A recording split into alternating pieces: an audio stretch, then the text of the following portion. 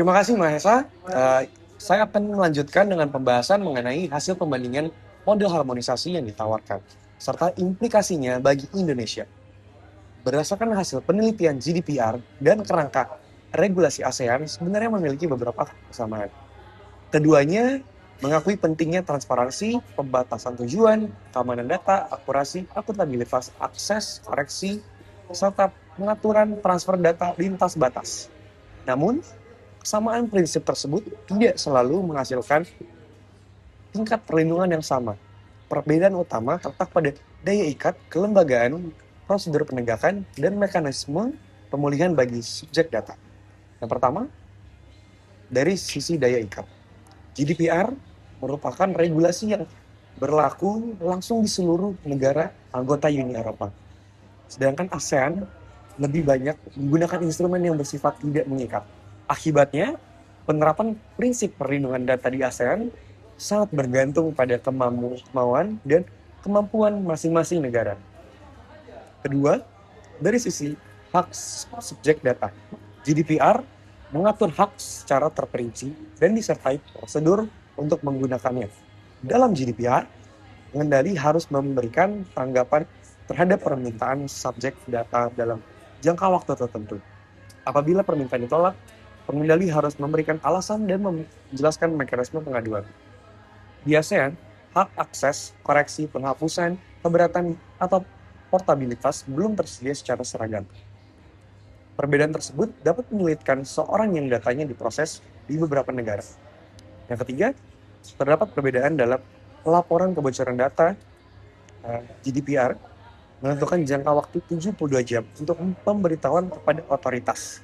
Di ASEAN, ketentuan mengenai waktu dan bentuk laporan berbeda-beda. Perbedaan ini dapat menghambat respons cepat terhadap insiden yang melibatkan beberapa negara. Yang keempat, dari sisi kelembagaan. GDPR didukung oleh jaringan otoritas pengawas yang memiliki kewenangan investigasi, korektif, dan penjatuhan sanksi. ASEAN belum memiliki jaringan penegakan yang setara. Kerjasama masih banyak bergantung pada komunikasi antar lembaga secara nasional. Yang kelima, terdapat perbedaan dalam mekanisme transfer data. Uni Eropa menggunakan beberapa mekanisme seperti keputusan kecukupan, standar contractual clauses, dan binding corporate rules. ASEAN telah memiliki model contractual clauses, tetapi penerimanya dalam hukum nasional belum seragam dan masih bersifat sukarela. Pendekatan GDPR memiliki beberapa keunggulan. Regulasi yang seragam memberikan kepastian hukum, memperkuat posisi subjek data, dan mendorong perusahaan membangun sistem kepatuhan yang serius. Namun, GDPR juga memiliki kelemahan, terutama tingginya biaya kepatuhan dan kompleksitas administrasi, khususnya bagi usaha kecil dan menengah. Sementara itu, pendekatan ASEAN memiliki keunggulan dan fleksibilitas. Negara anggota dapat menyesuaikan aturan dengan kondisi ekonomi, sosial, dan kelembagaannya. Namun, fleksibilitas yang terlalu luas dapat menghasilkan fragmentasi, ketidakpastian hukum, dan regulatory arbitrase.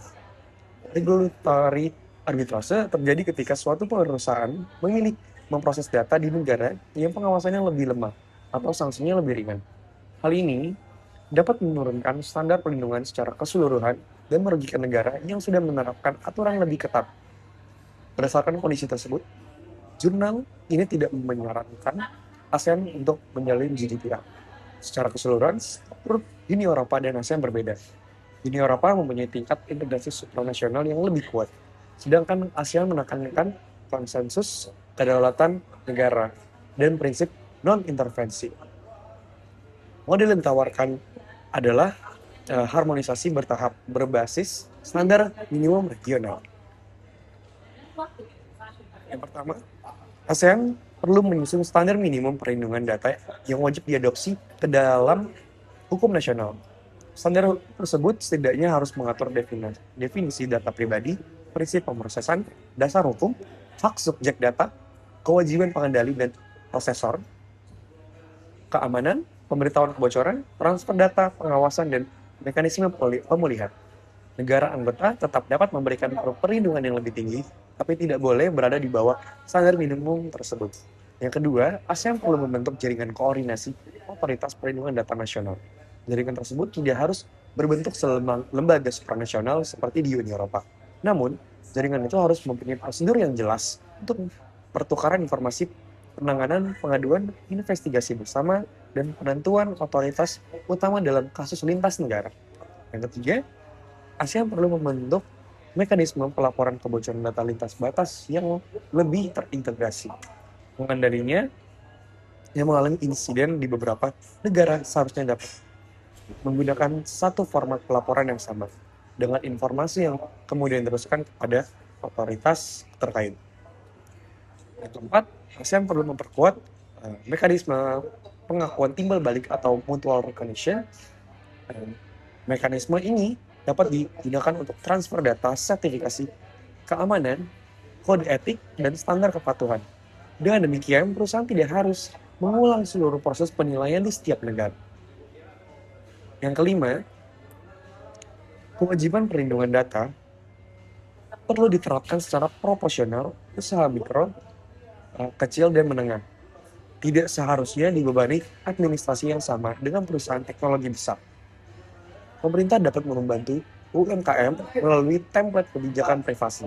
Contoh, perjanjian pemrosesan data, panduan penilaian resiko, dan standar keamanan minimum, dan layanan konsultasi kepatuhan. Pelaksanaan Undang-Undang Nomor 27 Tahun 2022 tentang Perlindungan Data Pribadi akan lebih efektif apabila didukung kerjasama regional. Oleh karena itu, Indonesia perlu memastikan lembaga pengawas perlindungan data memiliki independensi, sumber daya, keahlian, serta kewenangan untuk bekerja sama dengan lembaga negara lain.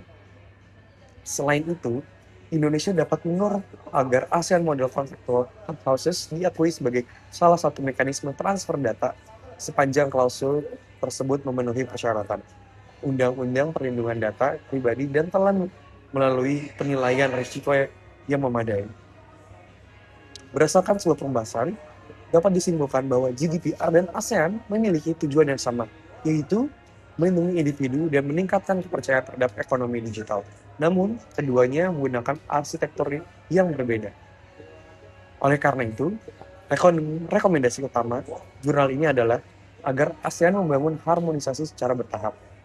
ASEAN perlu membentuk standar minimum regional, memperkuat otoritas nasional, memperkuat jaringan kerjasama penegakan, menyergamkan mekanisme pelaporan insiden, serta mengembangkan pengakuan timbal balik dalam transfer data. Harmonisasi data tersebut bukan hanya penting untuk melindungi hak privasi masyarakat, tetapi juga untuk menciptakan kepastian hukum, memperlancar perdagangan digital, dan meningkatkan kepercayaan masyarakat terhadap ekonomi digital ASEAN. Sekian presentasi dari kelompok kami mengenai jurnal tadi. Terima kasih.